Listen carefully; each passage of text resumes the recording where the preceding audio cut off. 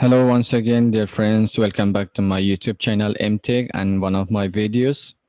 So in this video, I'm gonna show you how can we solve this sided window if anytime happens to a computer and it's not able to move it with mouse or closing or minimize or maximize window is not available. So this video, I will show you.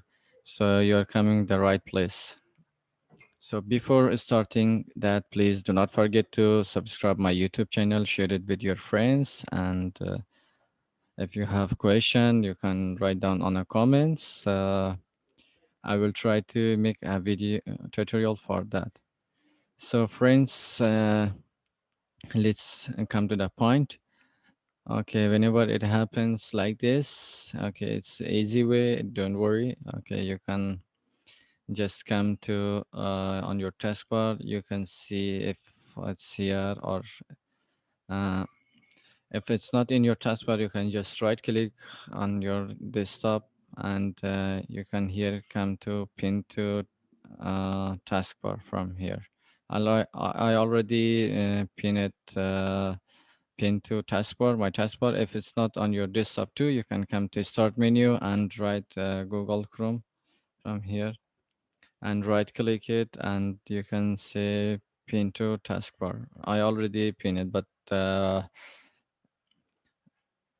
if in your computer, if it's not like this, you can just click in here. Okay, so when it shows on your taskbar in here, you can just shift and right click, and in here you can see move, and you can click on move, and it comes here. You can just take left click and uh, bring it the center, or you can just if it's not available or it's not moving with left click, you can use your keyboard with arrow keys. Okay, so if you click left click for maybe 2-3 seconds, and you can bring it here. Okay, I will show you first with arrow key, and I will click the arrow key and bring it here, and you can just put it here.